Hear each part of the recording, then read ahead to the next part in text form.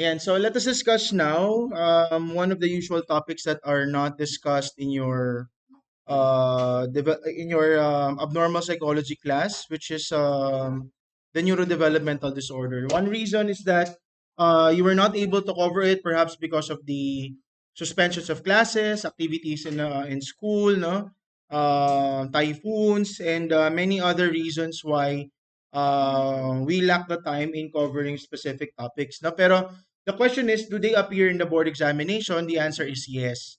So even the neurodevelopmental disorders appear in the board examination. So you should not be able to skip na whatever you need to learn in this discussion. Okay?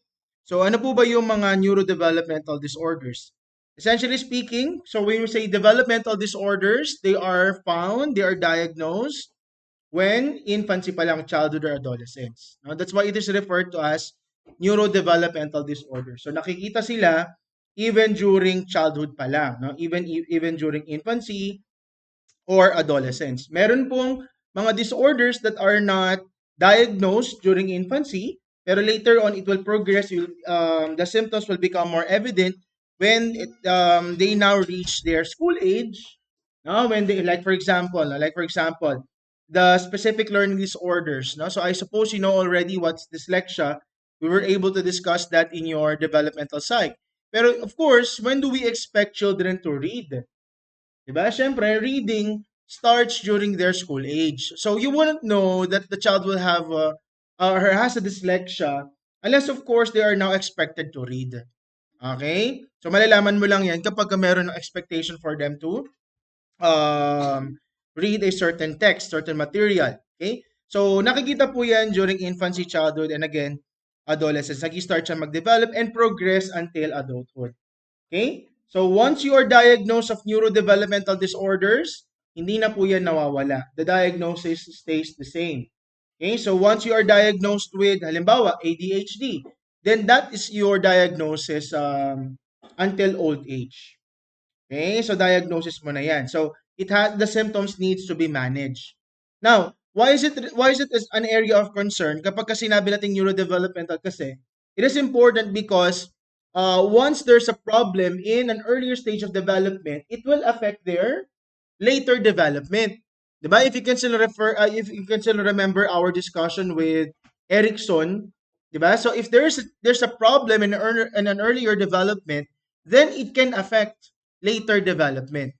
No, it can become a problem, unfinished business, should we say, no? For the individual, that can affect his development. So ito po yung mga most common neurodevelopmental disorders.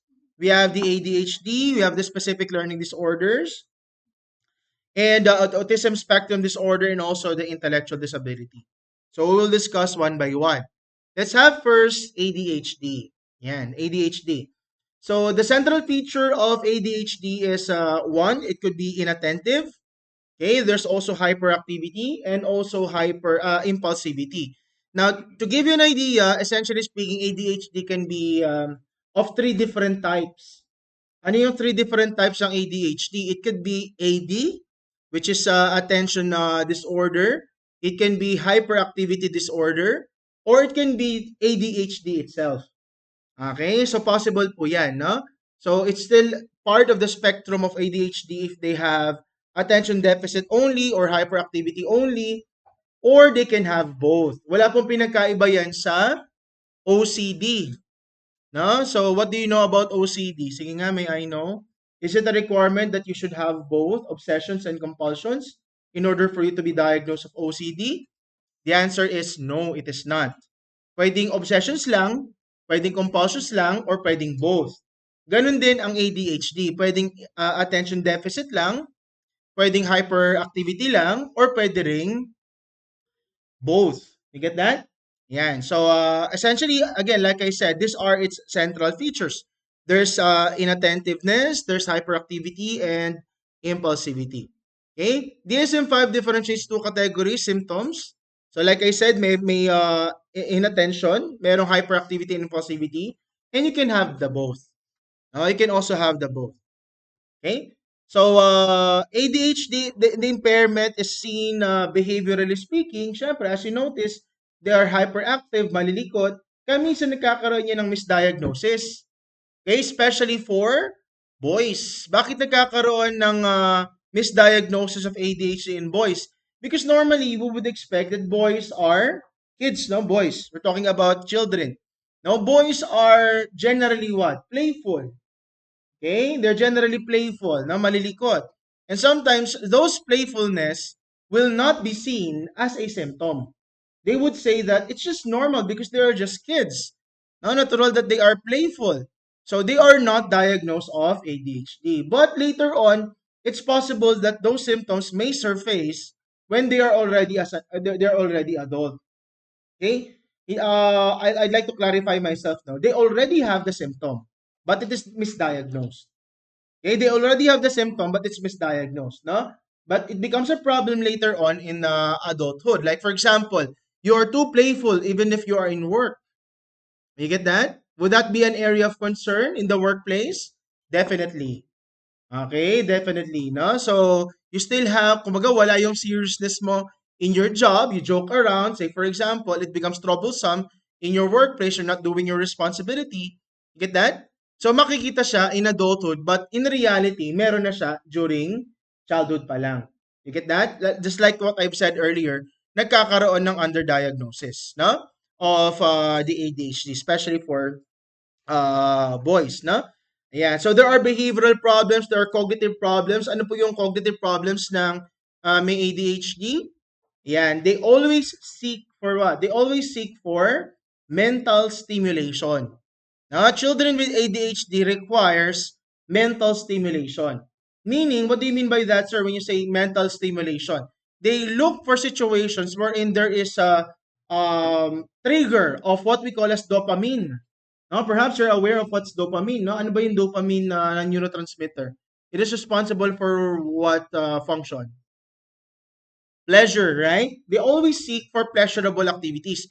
Anything that can excite their brain. Okay? So they tend to look for that. So cognitively speaking, they always search for anything that would activate their brain. Kasi their brains are what? Generally speaking, what do we know? More active or less active? Ang mga may ADHD. O, kaya nga sabi natin, di ba? Ano yung symptom nila? They require mental stimulation. Ibig sabihin, if they require mental stimulation, their brain is in fact less active. Kaya they require stimulation. Okay? That's why, what kind of treatment do we give to people with ADHD in advance? Although I will discuss that later on. They receive stimulants. Now, they're prescribed of stimulants because their brains, again, like I said, is less active. So, makikita natin yan even in terms of cognitive impairment, no? So, you will know, yun yung irony dyan. What's the irony? The irony is, it's like they love complexities. Okay? They don't like routine job. Ayaw nila niyan ng mga routine. They require anything that is complicated. Okay? You get that? Why? Because complicated activities are what? More cognitively challenging, right? Yan. So, ganyan po sila, no? Pero in reality, their brains are more active or less active? Less active. Did you get that? Nakuha niyo ba yung irony on that? Their brains are less active. That's why they look for mental stimulation. That's why, in effect, what kind of job do they want? Always the complex. They don't like the simple job. No? So, they do not like the simple job. So, that becomes more an impairment. Of course, likewise, pagdating sa social, some would see this as, in a way, no, parang pleasant. Bakit pleasant, sir, socially? Kasi itong mga may ADHD, they have what we call as, anong symptom? Flight of ideas. So, they always seek for fun.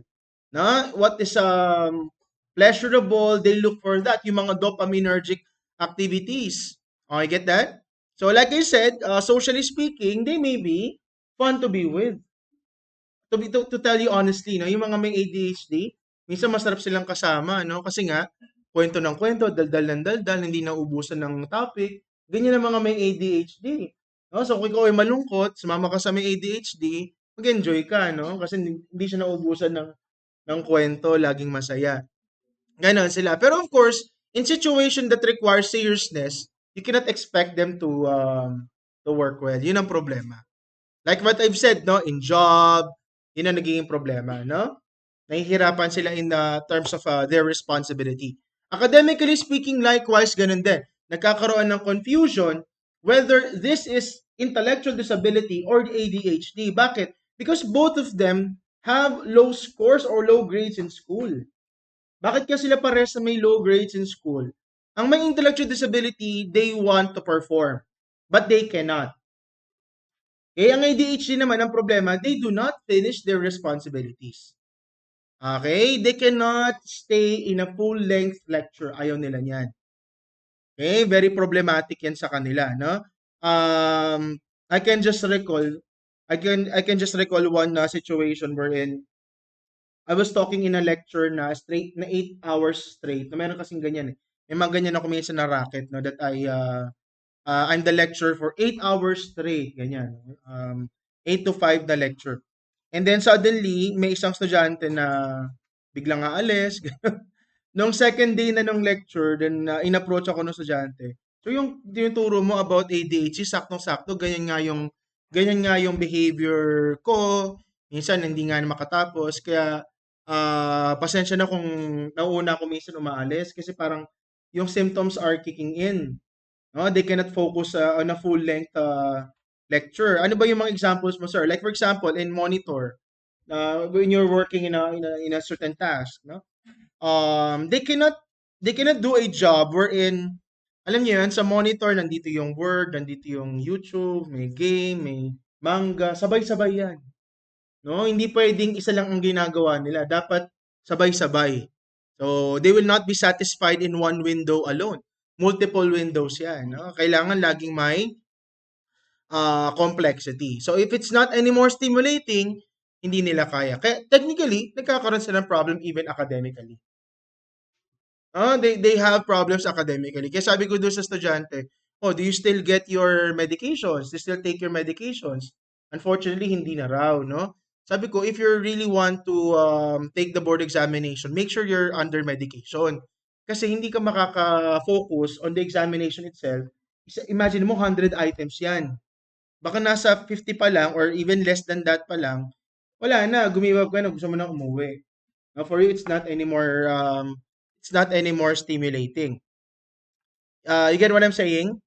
Yeah, no? So, that's a problem with people with ADHD, no? They have problems also in um, their academic responsibilities. Dali lang ha. Gulo ko na naman itong,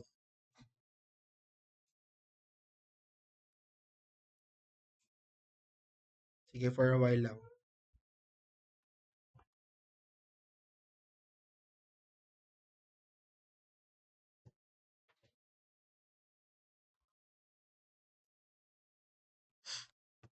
Lolo ko ang ano eh. For a while lang ha.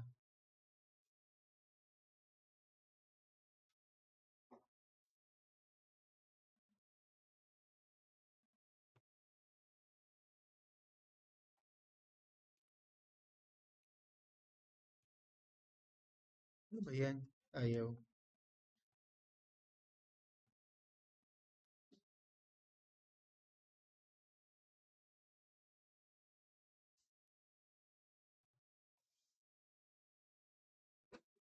Okay, sige, let's continue. So, the DSM listed out here, no, yung mga symptoms of ADHD. So again, there's inattention, like I said, no? As you notice here, and or, no? In your criterion A of the ADHD, it says here, and or. No? Meaning, pwedeng inattention lang, or it can be hyperactivity lang, or actually both. Actually both. So that can happen. It's still diagnosed as ADHD, but you have to specify further kung ito ba ay dominant in terms of attention deficit or if it is hyperactivity. Okay? Yan po yung listed out in the DSM. Okay? The prevalence of ADHD.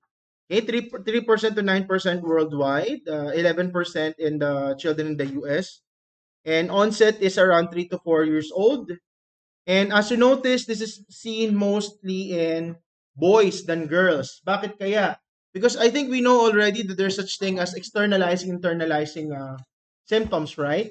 Kapag sinabi ng externalizing, outward yung manifestation ng behavior, such as, for example, substance use, sexual paraphilic disorders, no?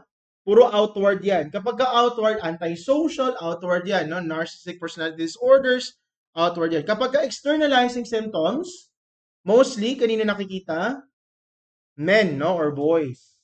Remember that, ha? Pero kapag internalizing naman, such as for example, depression, anxiety, inward, no, yung inward yung manifestation ng disorder, they're commonly seen in women.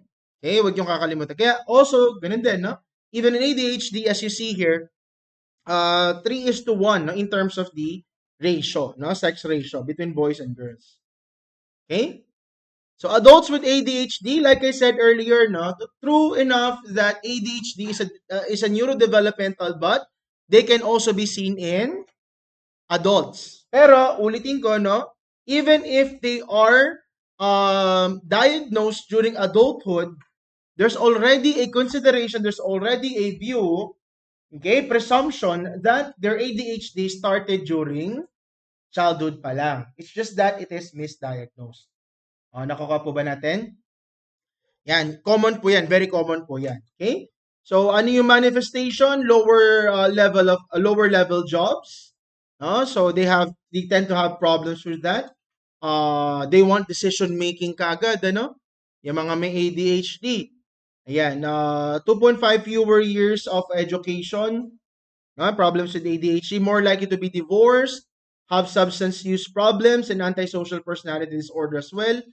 Okay? And high risk behaviors. They engage in highly risky behaviors. Okay? Very common yan in adult ADHD. Bakit kaya ayaw nila ng ano, no? Ayaw nila ng more likely to be divorced. No? They tend not to be satisfied with their partner. No? They want complexity. They want something new. No? Ganyan kasi ang mga may ADHD. Ayaw nila ng routine. No? Ayaw nila ng routine. So kapag nag-set in na yung routine within the relationship, they'll find another one. Ganyan sila. No? Kaya they have a lot of problems. With high comorbidity with, ayan, ODD. You know ODD? What's ODD? The oppositional defiant disorder, right? Ayan, ODD is oppositional defiant disorder. High comorbidity yan. Okay, ibig sabihin, they can be both diagnosed together. No, they can be diagnosed together. No, yung mga may ODD and ADHD. And also mood disorders. No, they also have mood disorders. Okay? Ang pinagkaiba lang, like for example, yung flight of ideas in bipolar and that of ADHD is that ADHD symptoms are episodic. No, they're episodic. Okay, but for bipolar, episodic, but for ADHD, it is chronic. No, chronic yung kanilang flight of ideas for ADHD. For bipolar, it is episodic. Okay? Ayan. So, genetics in terms of ADHD, there's a familiar component. Okay? Copy number variants in terms of their genes can also be observed. Nabanggit din natin kanina, no, yung dopamine. Okay? Their brains are less active, isn't it? Their brains are less active. So, even in terms of their dopamine involved genes, okay, affected din po sila. Okay? Yung Ritalin po ay medication po yan. And medication po yan. So, reactive si gene on that medication. Norepinephrine, okay, is also, kaya nga they have increased energy. No? High norepinephrine. GABA is, what? Low. No? GABA is low. No? Dopamine is low, GABA is also low for ADHD. Kaya nga they cannot inhibit themselves doing certain actions. Ano ba ang trabaho ng GABA? GABA is your major. Ang trabaho ng GABA, major inhibitory neurotransmitter. No? So they are also low in that neurotransmitter. And their serotonin level, what do we know about their serotonin level? It is also, yan, elevated mood, no? So, serotonin is high. Okay, so what else do we know about ADHD? One possible explanation why their brains function less is because of its size. No, because of its size. Okay? One finding is that people with ADHD have smaller brain, no? Smaller brain volume. Specifically 3 to 4% smaller than their healthy counterparts. Okay? Yeah, and then the role of toxins such as allergens and food additives has also been implicated to it. Pero wala po yung evidences to prove. 'Di ba? Just like recently, pero for autism naman yun, hindi for ADHD. Recently, parang may mga medications that are involved in certain neurodevelopmental, right? Sabi ni Trump, no, yung Tylenol daw, nagko-cause daw yan ng autism. Pero walang evidence on that. No, walang evidence on that. So, hindi po yun totoo. Yung iba sa inyo dito, madalas mag-Tylenol eh, di ba? Parang nagiging habit na yung Tylenol. Lalo na yung mga merong migraine. Sino yung mga inaatake ng migraine dito? Yan, sa mga inaatake ng migraine, pag hindi na kaya ang Biogesic o try Tylenol. Nakaka-autism daw yun. Pero that's not true, no? There's no evidence for that. Okay, so maternal smoking, there's a increased risk and interact with genetic predisposition. So, hindi lang po, wala yun dito, no? Wala yun dito. Pero hindi lang po maternal smoking. There are also findings now that shows that parents who are, even the fathers, no? Even the fathers, who are taking illicit drugs, specifically methamphetamine, okay? Or shabu, no? Shabu. Yan. So mataas ang mataas yan as a risk factor for their children developing ADHD. Yan. So pag may nakita kayong bata na may ADHD, minsan track down the parents. Ano bang ginagawa ng parents? Magulat kayo, ito nga, no? Ito nga yung nasa studies, no? They frequent drug users pala sila, no? Certain illicit drugs. Yan. Kaya makikita ninyo that even ADHD is not only genetic, likewise antisocial as well. So nakita natin that there's a high comorbidity between ADHD and antisocial. Kasi makikita natin that even antisocial are what? Hereditary. No, hereditary din po 'yan. Okay? So other etiology of ADHD, okay, psychosocial and psychosocial social factors such as, for example, negative responses from the teachers, peers, and adults. Remember, di ba, even in your developmental psychology, just like what we have said, malaki yung influence even of the teacher in the development of the child, right? So, in what stage is that? Involves a teacher. In what stage is that? Na involved as a teacher? Industry versus inferiority, correct, di ba? So even during the school age, industry versus inferiority, wherein the teacher is the key individual, no? So kung hindi naging proper, should we say, no, hindi effective, no? Si teacher as part of the psychosocial environment of the child, may possibility na for it to develop into ADHD. No, possible po 'yan. Pero still, like what we have said, it's always like that. Hindi lang naman po genetics 'yan. Nandun pa rin yung involvement ng environment. Tama? The environment is also plays a role. So negative responses towards the teacher, coming from the teacher, the peers, and also the adult. Okay? Peer rejection can also be a cause, low self-esteem, and also poor self-image. Okay, treatment. Treatment are, you have the psychosocial intervention, and you also have the biological intervention. Okay? For psychosocial intervention, ang karaniwan po dito, behavioral. Pinakakaraniwan po dyan is behavioral. Mahirap po yan gamitan ng cognitive technique. I don't know if you have already watched yung lecture natin about interventions. Did you or did you not? I'm not sure. Kasi quite lengthy rin yun, no? Around 2 hours yun. Hindi ko alam kung pinanood nyo na yun or not. But essentially, how do you differentiate behavioral therapy versus that of cognitive therapy? Paano ba siya na-differentiate? Pag cognitive, they are more of schemas, thoughts that you need to argue, right? Yan, no? While behavioral therapy naman, focuses more on, well, you call it behavioral, the mannerisms, right? Yeah, and you don't need to think about it. In other words, you don't need to use logic for that. You get that? Ang problema natin for children, are they capable of reasoning? No, are they capable of reasoning when you conduct cognitive therapy? Ganyan kasi ang cognitive therapy. It's like you're debating with your client. No, it's like literally you're debating with your client. No? That this is an irrational view. Okay, this is automatic negative thoughts. That's what you do in cognitive therapy. But in behavior therapy, no, so it's like more of a training. Yan yung mas doable in children. Kaya very common yan in neurodevelopmental. Ano pong treatment? Napansin ninyo? Very common, behavioral therapy. Mahirap gumamit ng cognitive therapy for hindi pala sa class, sa kabilang class pala kanina. Someone said high functioning daw yung ano, this disorder tapos high functioning.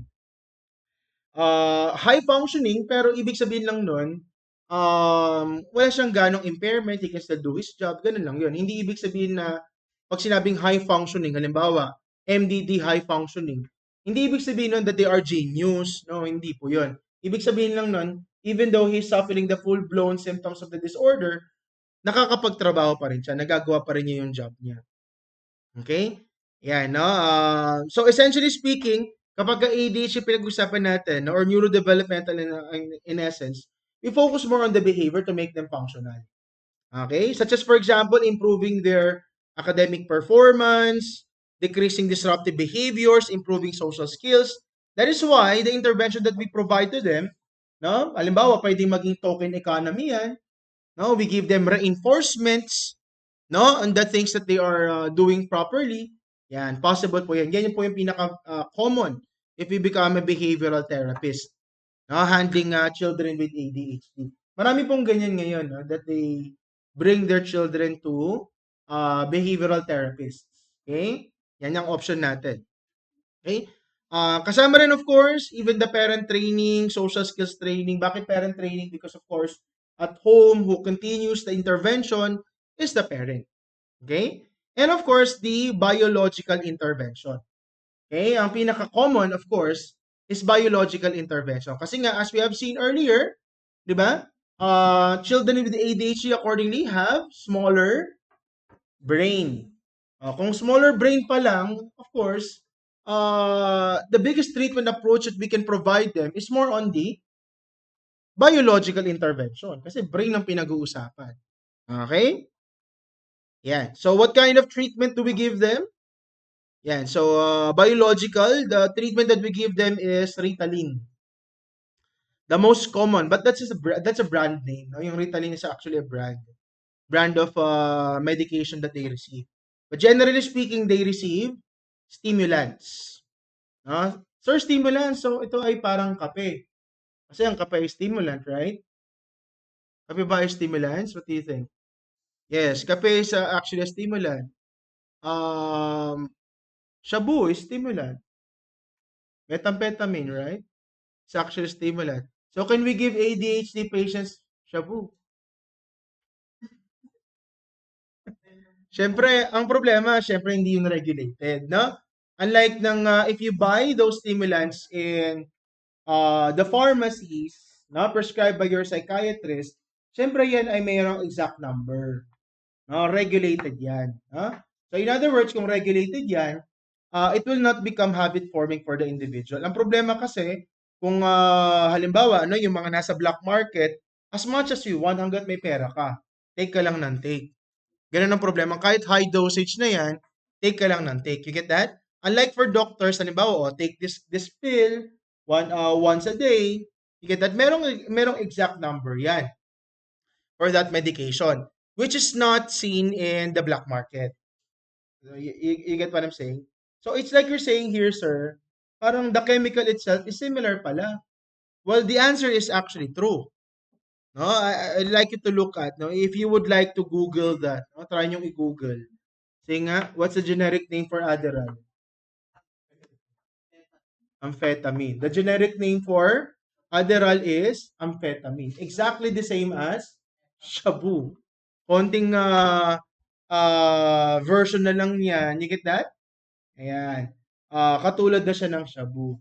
Ayan. Kaya yung mga nagtitake ng Adderall ng hindi naman ADHD, okay, yung mga walang ADHD but they will take Adderall, they will have similar effect to those who are taking shabu. Hindi rin sila makakatulog. Yan ang effect niyan sa kanila. Now, speaking of tulog, that's why Adderall and Ritalin is also prescribed not only for ADHD. Sino pa po?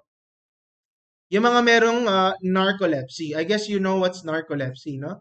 What's narcolepsy? Yun yung mga merong daytime sleepiness. Na meron silang daytime sleepiness. Out of random moments, bigla-biglang nakakatulog, no? Kaya yung mga may narcolepsy, they are not advised to drive. No? Kasi baka mamaya habang nagda-drive sila, bigla nakatulog, no? Yan. So what could possibly happen? Okay? So may mga medications for ADHD like I said, no? And they are the same medications prescribed for people with narcolepsy. Okay? Kasi nga ang problema nila is their brain is less active. Likewise, ganun din sa mga may narcolepsy. Nakakuha po ba? Okay, pag inaantok kayo sa klase, wag naman, no, wag naman. Hindi, hindi, hindi siya appropriate, no? Yan. Kaya nagiging misuse. See that? Kaya siya nagiging misuse. You know the movie, ano ba movie ito? Hangover. Parad yun na, Hangover. Comedy film yun, no? Puro trip-trip yung movie na yun kung napanood nyo. Kung napanood yung 1 to 3 niyan, puro kalokohan. Hindi siya advisable. Minsan hindi siya advisable sa mga bata. Yan. If you've seen that movie, si ano pangalan nung ano dun ni Zack? Alan ba? Alan yata. Si Alan yata, ano. If you've seen that movie, yung isang character doon, meron siyang ADHD. O ngayon, ang ginagawa niya, nag-i-slip siya lagi ng mga, nag-i-slip siya ng drug niya, ng pill niya, yung gamot niya, dun sa mga kaibigan niya. Wala namang ADHD yung mga kaibigan niya. Kaya, after they have drunk certain medications, again, hindi sila aware doon. Right after that day, ang dami nilang nasira. Parang yung typical na someone who's taking shabu. Oh, you get what I'm saying? Nagwawala na sila, no? Something like that. O kaya hangover. So it's not only because of alcohol kaya sila may hangover, because of the ADHD pill. So effects of the medication: improve compliance, decrease negative behavior, do not affect learning, academic performance, possible abuse issues, and also side effects. Kapag nagtitake ng ADHD medications. However, this is true for those who have ADHD. But if you don't have ADHD and you will take it, you get that? So highly stimulated yung brain mo.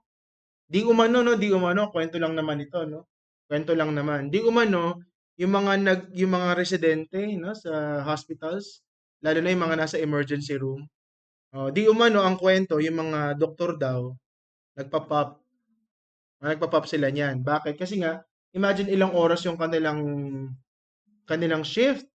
Umaabot siya ng 36 hours na shift.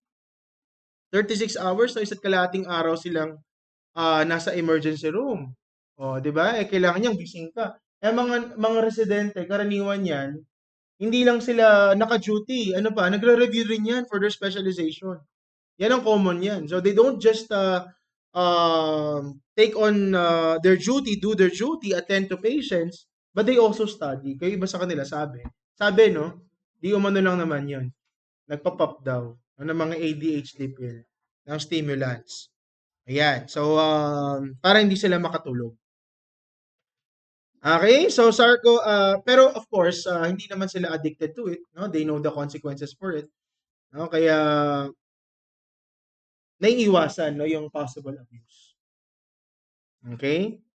Yan. And maybe they can crack. No? Yun kasi ang kagandahan. Kapag doktor ka, syempre, alam mo yung effect ng certain drug, right? So, ang dosage itself, kailangan mo lang naman ng konting stimulant. So maybe you can crack that into half or one-fourth. yung effect niyan, and you will get the effect that you need. Ayan. Psychopharmacogenetics, the study of how your genetic makeup influence your response to certain drugs. Just like what we have said kanina, even in terms of the dopamine, no? Binanggit natin yan kanina, no? Sa previous slides. Yan, no? Yung dopamine genes. Yan, no? Involved din siya in terms of the development ng ADHD. Okay? Kaya even in terms of treatment, like I said earlier, nagiging effective for them, no? Yung certain medication. Okay? Of course, the best is treatment combined. So behavioral and dedication to their medication.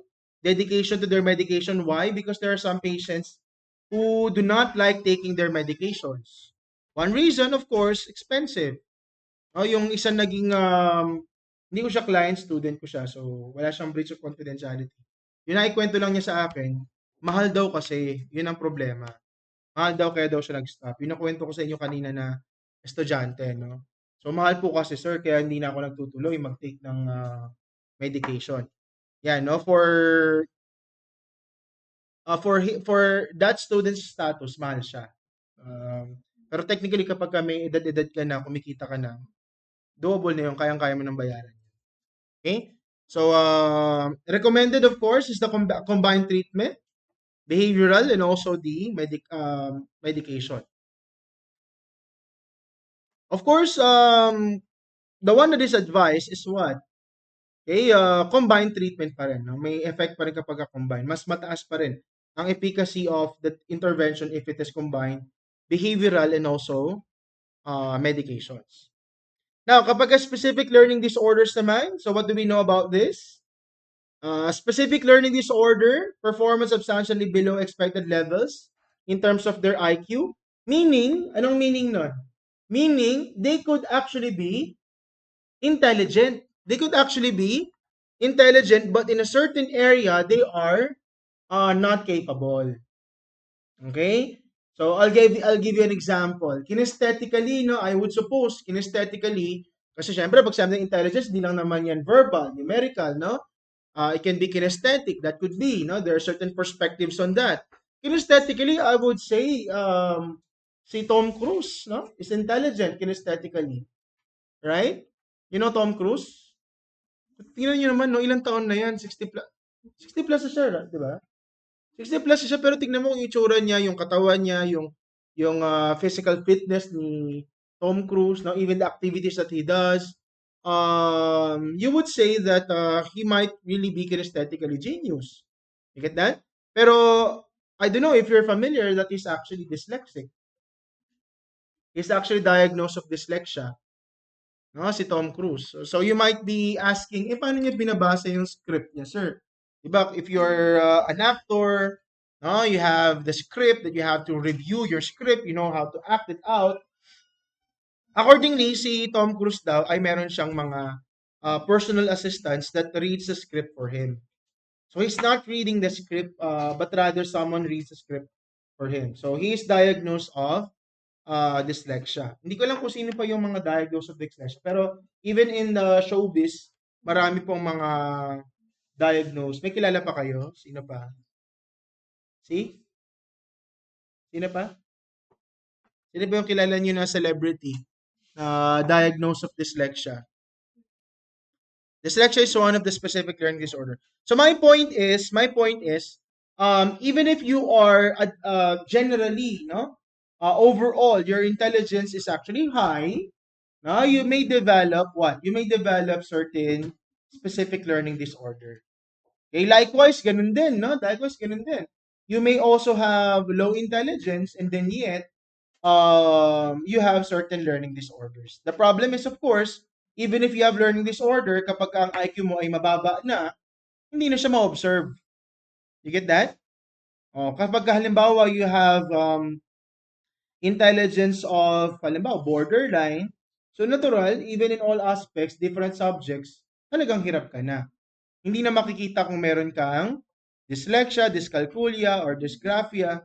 Okay? So if you already have low IQ. Pero for people with high IQ, like I said, still possible that they may be diagnosed of specific learning disorder.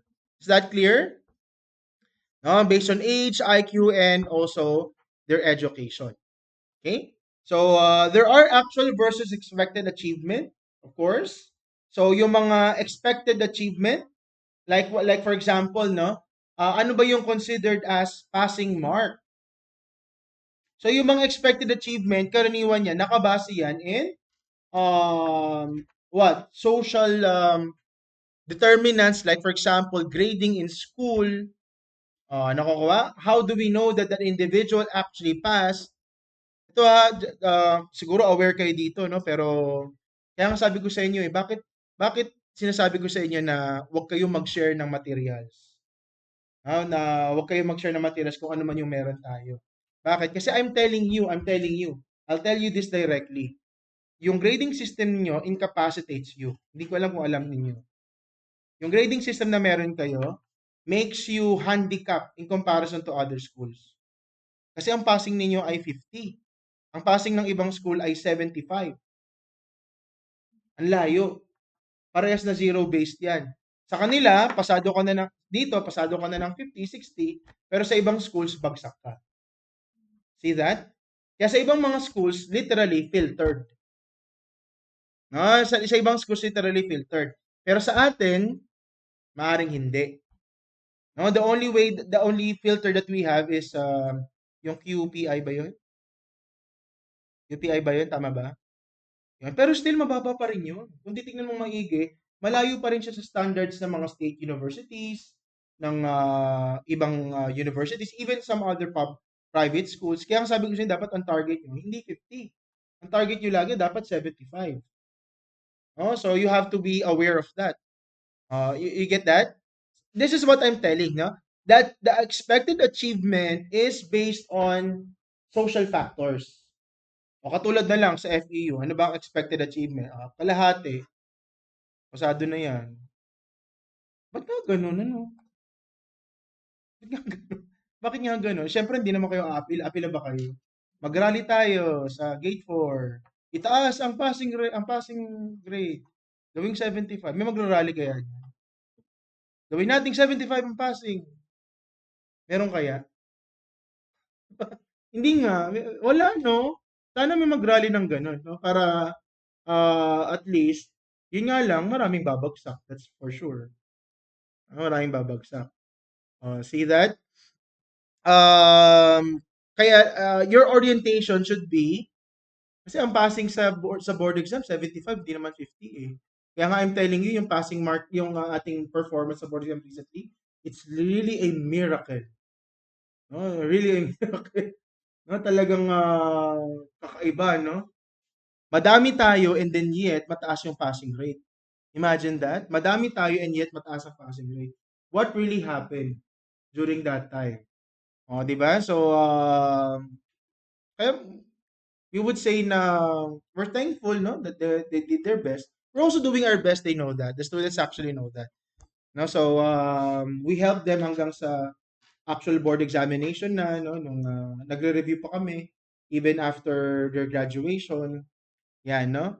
Kasi nga I feel na ang dami nating takers, ang dami nating graduate, and then yet may justice ba? Asan yung social justice on that? You get that? Pero if you're going to ask me, sana palitan ang passing mark. Sana gawin man lang 60. At least kahit paano, kahit 60 man lang. Hindi eh. Ang professional course ay 50 talaga. So, hindi ko lang ba't ganun. Hindi ko lang ba't ganun. Diba? Ang bait ng admin sa inyo. Alam niyo ba yun? Ang bait ng admin sa mga estudyante. So, kung ano yung gusto ng estudyante, bigay. Puro ganun, ano. Yan. Pero minsan, if you're going to ask me personally, sana, ano siya, mas mataas. So, expected achievement. Ako recorded ito. Baka padala nyo kay President. Okay lang. Kausap kaya kami nung nung last week, nag-meeting kami, no? Ako with the dean. And then I explained to the president, ano ba yung mga ginawa nating strategy? Bakit tumaas nga daw. Ito po yung mga ginawa namin. TOS-based, ganito, ganyan, yung mga discussion, pati yung mga assessment. Ang problema, yung ating curriculum, hindi ko alam kung aware kayo. Aware ba kayo? na yung next curriculum. Kaya kayo, maswerte pa kayo eh. Kasi yung mga previous batch, 2024, 2023, they're glad about the course audit kasi nakatulong sa kanila. Ang laking bagay. Mahirap lang ngayon. Ngayon, you suffer, yes. Pero by the time during the board examination, you'll appreciate.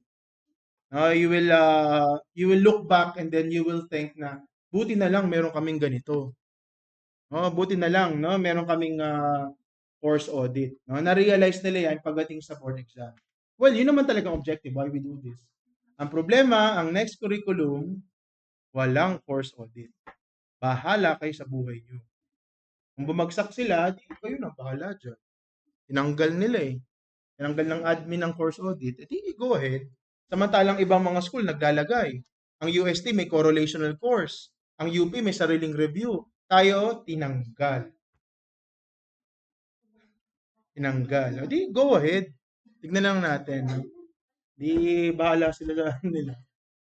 Di ba? Kahit na nakita naman nila yung effect. Kaya we met with the president and the president agrees na dapat nga ibalik. Sa next curriculum, meron na ulit. Pero yung batch na lag, ipit sila. Ako lang sasakit ang ulo kasi syempre ako yung head sa board examination courses. Kaya ang sakit sa ulo, saan namin siya ilalagay, anong gagawin. We cannot ensure the students. It's your nature, right? It's your nature. It's your nature, students, not to make it difficult for yourself, right? So kung gagawin namin siyang optional, do you expect that everyone will attend? Kung gagawin namin siyang optional? Hindi. So yung mga hindi nag-attend ng course audit, kung maging optional siya, magte-take ba yun o hindi? Magte-take pa rin yung mga yan. Magbabago isip niyan. Ayoko yung mahirapan. Hindi ako magko-course audit. Pero pagdating sa actual board exam, magte-take yan. Ano ngayon ang assurance na magpo-perform well yan? Di ba? Yan. I don't know. Hindi ko alam. Honestly speaking. Yan. Kaya next curriculum, meron na ulit. Pero yung current, wala kayo. We will plan for it kung anong meron, pero as for now, wala pang clear plans. Kasi walang mapaglagyan eh. Hindi ma-plano kung saan, hindi ma-plot kung saan. Yan. Well, kaya galingan ninyo ha. Galingan ninyo. Nasa inyo ang pressure tsaka yung sa next batch. Kasi after ninyo and then the next batch, wala na. So at least kahit pa paano, sa 2 taon man lang nandun tayo sa place. Kahit pa paano. Sa 2 taon, nandun tayo sa place. Okay? Kasi last year meron. Kasi may course audit na last year eh. So meron, no? Nag-place tayo, 9. O this year, nandun ulit. O 2. O next year, no? Kahit pa paano. Hindi naman hinihiling na mag-1 tayo eh. Kahit nag-place lang. Okay na yon. Yung mga top-notchers naman kasi yun. Magagaling talaga yan. Understood na yun na magagaling yan. Pero ang after natin, yung lahat, yung bulk. Ilang sections kayo? 16, no? Diba? Ko po. Pero if you're going to ask me, I still encourage you to take the board exam immediately. Laging mataas pa rin ang passing rate ng immediate than 1-year preparation. Yung 1-year preparation, hindi yun totoo. Okay? Hindi talaga sila nag-aaral. Next year na ako mag-take ng board exam, sir. Ka-graduate. Pero totoo, hindi naman nag-aaral. Nagtatrabaho. Wala naman masama sa pagtatrabaho. Ang problema sa trabaho, you do the basic. You're not refreshed with the theories, with the concepts. Nakakalimutan mo yan. Okay? Yan.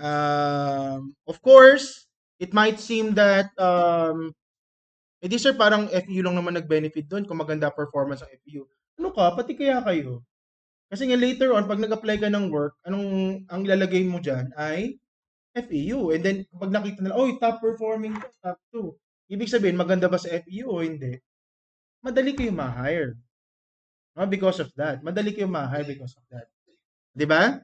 Kaya hayaan nyo na, maganda yung pabrika tayo ng RPM. Kasi eventually, kung naging pabrika tayo ng RPM, similarity, isn't it? Malamang sa malamang, sinong HR makakausap ninyo? Ang grad. FPU din. Did you get that? Yun ang point natin dyan eh. Kaya as much as possible, we grab that place para later on, dito sa Manila, at least in Manila, no, majority ng mga psych graduates ay FEU. Mga psychometricians ay mga taga FEU. At least in Manila. In Baguio, SLU. In Manila sa atin. So, kaunti lang competition yun. Diba? Top 1, top 2, top 3 schools. Pag samasamahin mo yan, mas marami pa rin tayo. Did you notice that? Ba't ba tayo napunta doon sa kwentuhan na yun? Kasi nga, expected achievement.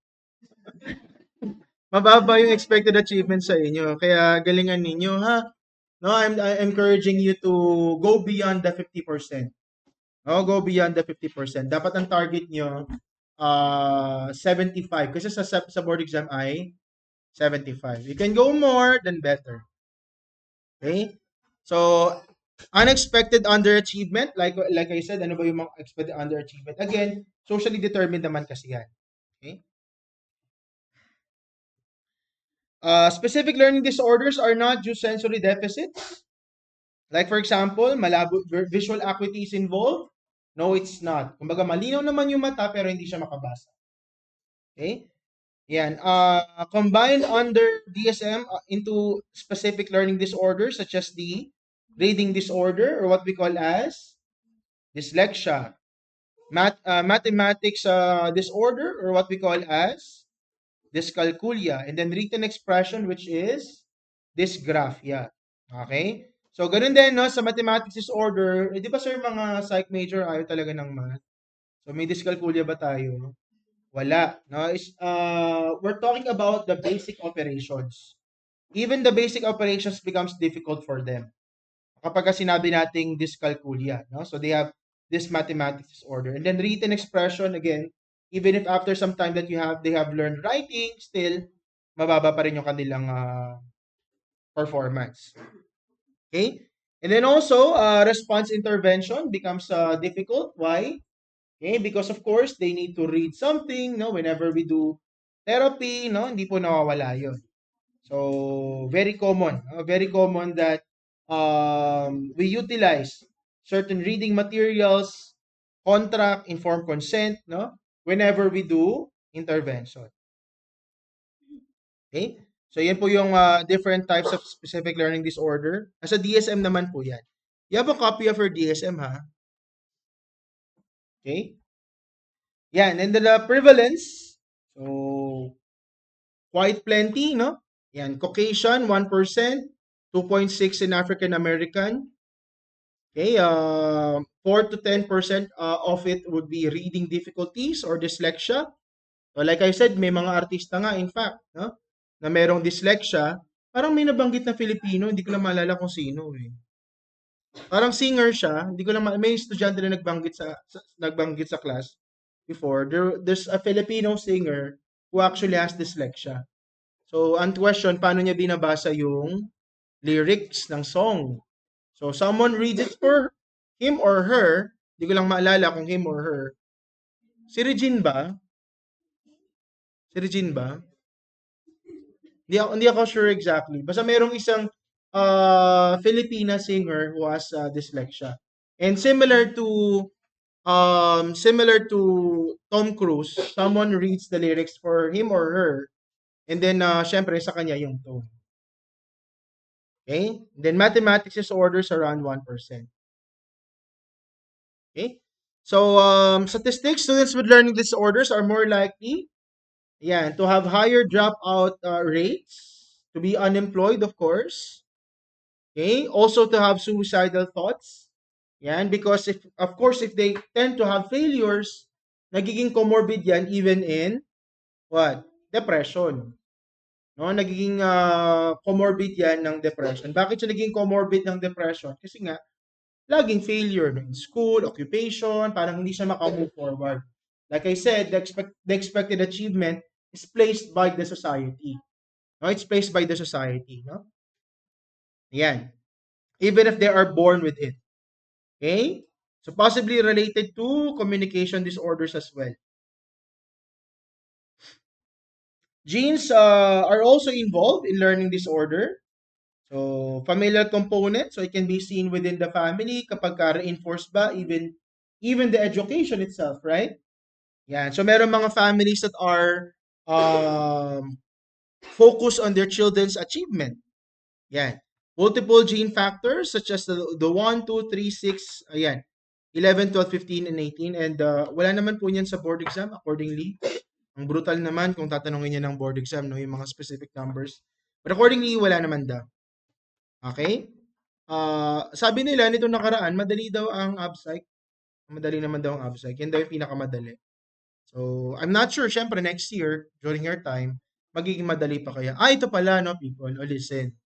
Listen, no? You have to study well. Bakit, sir? Di ba, sir, parang napag-uusapan nga na ang dali nga daw ng board exam. Ito nakaraan. Kaya ang taas ang passing rate, sabi, madali daw yung board exam based on the number of passers. So, nagkakaroon ngayon ng controversy, no? Na ano bang nangyari? Bakit mataas ang passing rate? Masyadong madali? Baka mababa na yung competencies that are required. You get that? Ganun yung nagiging question on that. Pero syempre, ang argument natin dyan, board exams criterion reference yan. So kung mataas yung passing rate, hindi ibig sabihin agad-agad na madali. Pwedeng yung grupo ay nag-aral lang, kaya mataas ang passing rate. Diba? So, statistically speaking, or even in psychological testing, we know that. Okay? Ang problem lang dito, what if PRC takes that comment seriously? No? What if PRC takes that comment seriously? No, ang daming nagsasabi, madali daw yung board exam, kaya mataas ang passing rate. So, paano kaya next year? If PRC takes that seriously, then, bahala na kayo magdugtong yan, no? Matatanda na kayo, no? Baka mamaya, next year, mas mahirap. Baka next year mas mahirap. Okay? Well, anyways, ang sabi naman ng mga estudyante natin, no, in FEU, ang comment nila, mas mahirap para yung ginagawa natin sa course audit kaysa sa board exam. Ibig sabihin, if we just continue the same thing, so you are already prepared to the difficult. Kung maging mahirap man next year, prepared na kayo doon. Diba? Yun yung point doon. So, if you will simply go with the process. Ako po? Ayan, ganun lang po yun, no? Sige. Yeah, and there are also some subtle brain impairments, such as structural and functional differences, because we know for the fact that even reading, no,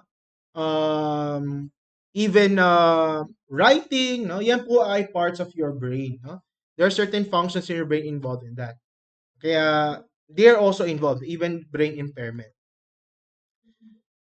Communication disorders. So meron po ding communication disorders such as, for example, childhood onset fluency disorder, or such as what we call as stuttering. Meron mga elongation, repetition, that is stuttering, no? Yan, so who can act out stuttering? May +1 sa taglawag na. Paano yung stuttering? No? They have elongation of certain sounds, repetition. Di ba? So, sino bang anime character merong stuttering?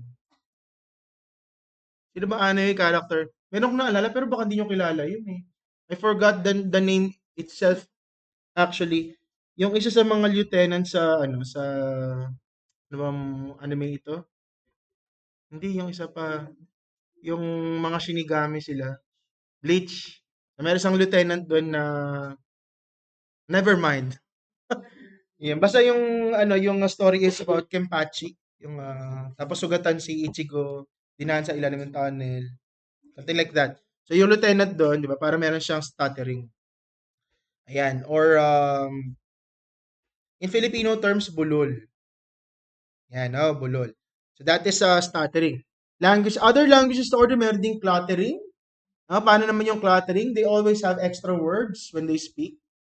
Yan, no? So, they cannot, they find it difficult to speak slowly, to say their thoughts, but rather they're always rushing, no, to say what they want to say. No? Yun naman ang cluttering. Okay?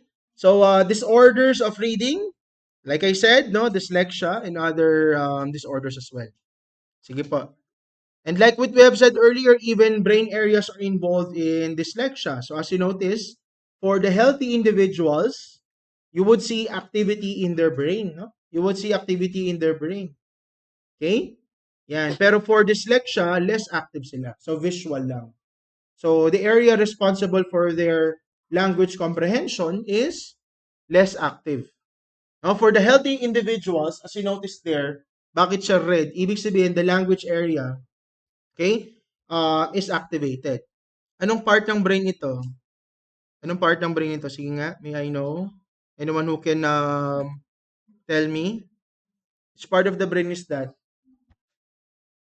The one that is encircled. Specifically that area. Specifically that area. What part of brain is that?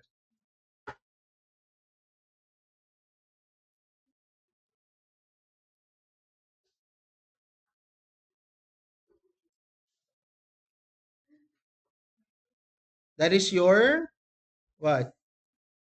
Wernicke's area. Yun lang naman yung active, di ba? Ayan. So left brain, right? Right brain itong nasa kanan. Kaliwa, left brain.